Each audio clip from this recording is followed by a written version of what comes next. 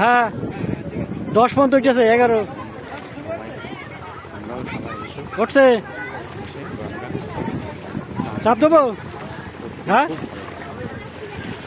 চাপ দেবো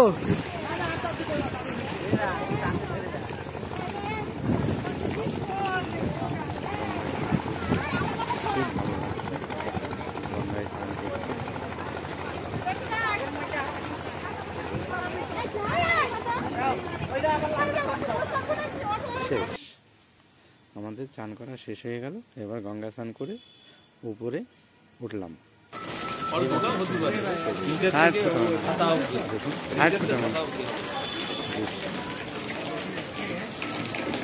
আমরা এখন গুহার মধ্যে প্রবেশ করছি। এই যে গুহা,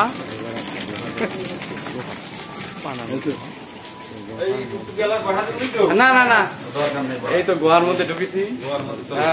এই যে যাচ্ছি গুহার মধ্যে। আচ্ছা দেখুন সব গুহার মধ্যে কত সুন্দর। আমরা এখন বাইরে প্রবেশ করছি। হ্যাঁ বানানো তো এই দিয়ে বানানো, কাঠ দিয়ে বানানো। মন খুব উৎসাহ হয়ে রয়েছে, সব পিলাই দিয়ে বানানো, কাঠ দিয়ে বানানো।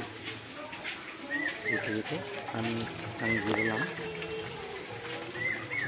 এবার দেখতে পাচ্ছি যে কত সুন্দর অপরূপ দৃশ্য।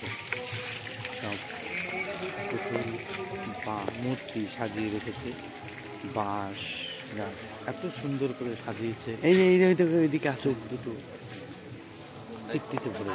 এই দেখুন 60 ফুট হবে, 60 ফুট হবে, 60 ফুট হবে, গৌরাঙ্গ 60 ফুট হবে মূর্তি। শ্রী চৈতন্য দেবের মূর্তি 60 ফুট। এবার আমরা এদিকে পরিদর্শন করি। কত সুন্দর, এখানে রাধাকৃষ্ণ নীলা দেখুন কত সুন্দর সাজিয়েছে, দেখতে কত সুন্দর লাগছে। সবুজ চারিদিকে, সবুজ সবুজ, মাঝে মাঝে রাসলীলার। না না না দেখার জিনিস দেখতে হবে। উঠে পাটা করে যাবো কেন? সাজিয়ে রেখে হ্যাঁ লজে থাকবো, দেখে দেখতে অপরূপ দৃশ্য। আমি তো রোজের দাম দিয়ে দিবি নাকি? সবাই চলে এসো, এসে দেখো কত সুন্দর। আর এই যায়নি চলো এবার আগাও। না উঠে পাটার কোনো সিন নেই। আমি এটা প্রথম পার্ট, আরে না থাক না, দ্বিতীয় পার্ট তৈরি করব, করে আপনাদের দেখানোর জন্য ভিডিও করব। ভালো লাগলে লাইক করবেন। আশা করি সবারই ভালো লাগবে, আনন্দ দিতে পারবো একটু।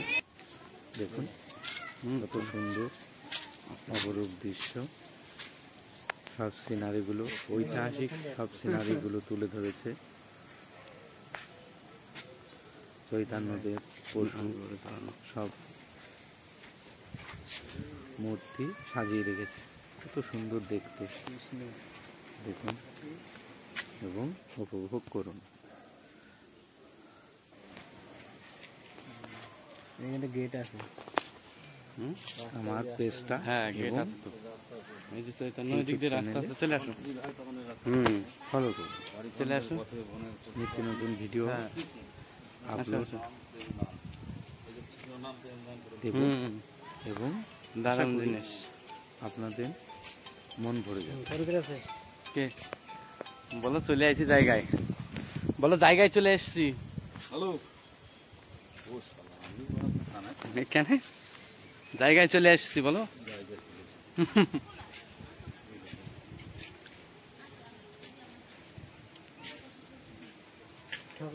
ভিজে যায়। হ্যাঁ এটা কি ঠাকুর? এটা তো ব্রহ্মা, এটা ব্রহ্মা, ব্রহ্মা বিষ্ণু মহেশ্বর।